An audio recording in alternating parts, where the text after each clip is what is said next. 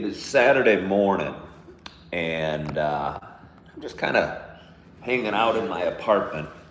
For those that have been watching the last couple of weeks, you know I've been digging into a reading. I've been reading a couple chapters from the Bible every night, and I started at the book of Genesis, and I've read the first 24 chapters, which is about 18 pages for anybody that's wondering. It's a pretty big undertaking. The reading is challenging. The writing is unusual, I would say, if you've ever read the Old Testament. And I was just sitting here, and honestly, I don't have to be at work for a couple hours. Not sure I feel like leaving the apartment at this moment, and was wondering what I was going to do. And I thought, what better thing to do than read maybe a couple more chapters from the Bible? And thought I'd hop on live for you because that's where I'm doing it. And so without further ado, I'm going to read chapter 25 and 26 from the book of Genesis this morning. So thank you for joining me. Chapter 25, Abraham's death and his descendants. Abraham took another wife whose name was Keturah. She bore him Zimran, Joksan, Medan, Midian, Ishbak, and Shua. Joksan fathered Sheba and Dedan. The sons of Dedan were Ashurim, Letushim, and Lemumim. The sons of Midian were Ephar, Epher, Hanak, Abida, Eldah. All these were the children of Keturah. Abraham gave all he had to Isaac, but to the sons of his concubines, Abraham gave gifts. And while he was still living, he sent them away from his son Isaac eastward to the east country. These are the days of the years of Abraham's life, 175 years. Abraham breathed his last and died in a good old age, an old man and full of years, and was gathered to his people. Isaac and Ishmael, his sons, buried him in the cave of Machpelah, in the field of Ephron, the son of Zohar, the Hittite, east of Mamre, the field that Abraham purchased from the Hittites. There Abraham was buried with Sarah his wife. After the death of Abraham, God blessed Isaac his son, and Isaac settled at Beer-lahai-roi. These are the generations of Ishmael, Abraham's son, who Hagar the Egyptian, Sarah's servant, bore to Abraham. These are the names of the son of Ishmael, named in the order of their birth: Nebaioth, the firstborn of Ishmael, and Kedar, Abdil, Mibsam, Misma, Duma, Massa, Hadad, Tema, Jetur, Naphish, and Kedma. These are the sons of Ishmael, and these are their names, by their villages and by their encampments. 12 princes according to their tribes. They settled from Havilah to Shur, which is opposite Egypt in the direction of Assyria. He settled over against all his kinsmen. The birth of Esau and Jacob. These are the generations of Isaac, Abraham's son. Abraham fathered Isaac, and Isaac was 40 years old when he took Rebekah, the daughter of Bethuel, the Aramean of Padan Aram, the sister of Laban, the Aramean, to be his wife. And Isaac prayed to the Lord for his wife, because she was barren. And the Lord granted his prayer, and Rebekah his wife conceived. The children struggled together within her, and she said, "If it is thus, why is this happening to me?" So she went to inquire of the Lord, and the Lord said to her, "Two nations are in your womb, and two peoples from within you shall be divided. The one shall be stronger than the other. The older shall serve the younger." When her days to give birth were completed, behold, there were twins in her womb. The first came out red, all his body like a hairy cloak. So they called his name Esau. Afterward, his brother came out with his hand holding Esau's heel. So his name was called Jacob. Isaac was years old when she bore them.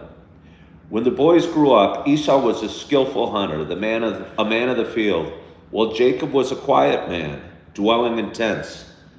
Isaac loved Esau because he ate of his game, but Rebekah loved Jacob. Esau sells his birthright. Once, when Jacob was cooking stew, Esau came in from the field, and he was exhausted. And Esau said to Jacob, "Let me eat some of that red stew, for I am exhausted." Jacob said, "Sell me your birthright now." Esau said, "I am about to die, and what use is a birthright to me?" Jacob said, "Swear to me now." So he swore to him and sold his birthright to Jacob. Then Jacob gave Esau bread and lentil stew, and he ate and drank and rose and went his way. Thus Esau despised his birthright. Chapter 26, God's promise to Isaac. Now there was a famine in the land, besides the former famine that was in the days of Abraham. And Isaac went to Gerar, to Abimelech, king of the Philistines. And the Lord appeared to him and said, "Do not go down to Egypt. Dwell in the land of which I shall tell you. Sojourn in this land, and I will be with you, and will bless you. For to you and to your offspring I will give all these lands, and I will establish the oath that I swore to Abraham your father. I will multiply your offspring as the stars of heaven, and will give to your offspring all these lands. And in your offspring all the nations of the earth shall be blessed. Because Abraham obeyed my voice and kept my charge, my commandment, my statutes, and my laws." Isaac and Abimelech. So Isaac settled in Gerar. When the men of the place asked him about his wife, he said, "She is my sister." So he feared to say, "my wife," thinking lest the men of the place should kill me because of Rebekah, because she was attractive in appearance. When he had been there a long time, Abimelech, king of the Philistines, looked out of a window and saw Isaac laughing with Rebekah, his wife. So Abimelech called Isaac and said, "Behold, she is your wife. How then could you say, 'She is my sister'?" Isaac said to him, "Because I thought, lest I die because of her." Abimelech said, "What is this you have done to us? One of the people might easily have lain with your wife, and you would have brought guilt upon us." So Abimelech warned all the people, saying, "Whoever touches this man or his wife shall surely be put to death." And Isaac sowed in that land and reaped in the same year 100-fold. The Lord blessed him, and the man became rich and gained more and more until he became very wealthy. He had possessions of flocks and herds and many servants, so that the Philistines envied him. Now the Philistines had stopped and filled with earth all the wells that his father's servants had dug in the days of Abraham, his father. And Abimelech said to Isaac, "Go away from us, for you are much mightier than we." So Isaac departed from there and encamped in the valley of Gerar and settled there. And Isaac dug again the wells of water that had been dug in the days of Abraham his father, which the Philistines had stopped after the death of Abraham. And he gave them the names that his father had given them. But when Isaac's servants dug in the valley and found there a well of spring water, the herdsmen of Gerar quarreled with Isaac's herdsmen, saying, "The water is ours." So he called the name of the well Esek, because they contended with him. Then they dug another well, and they quarreled over that also. So he called its name Sitnah. And he moved from there and dug another well, and they did not quarrel over it.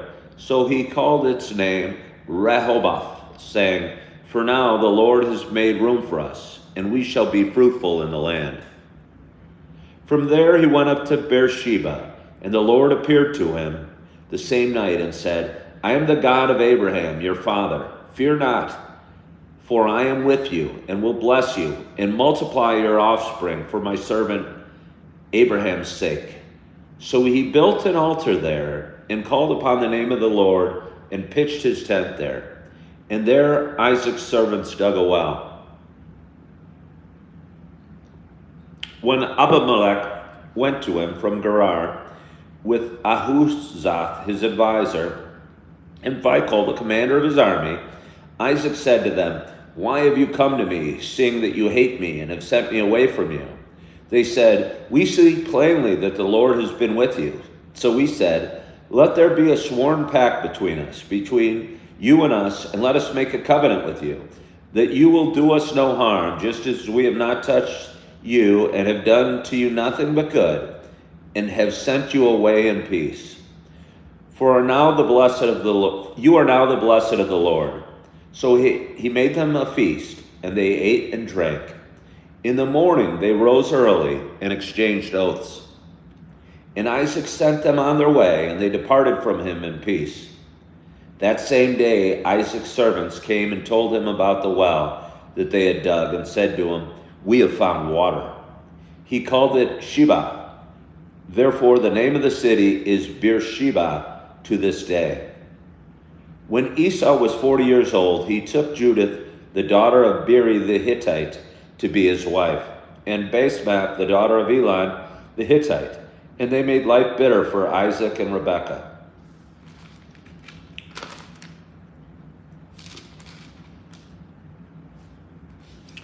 That's the end of chapter 26 out of the book of Genesis. And again, I've been reading 2 chapters a night, and just found myself kind of relaxing on my couch, not sure what I was going to do. And reading 2 chapters, I think it's a great habit, but kind of honestly felt the urge to read a little bit more today. And I'm glad I did. And I want to thank you so much for joining. Hope you enjoyed today's readings. Hope you tune in. Probably tonight I'll read a couple more and continue my journey of the reading of the Bible, 2 chapters at a time. So again, I want to thank you so much for joining. Hope you're having a wonderful day. And as always, I hope to talk to you soon. Bye-bye.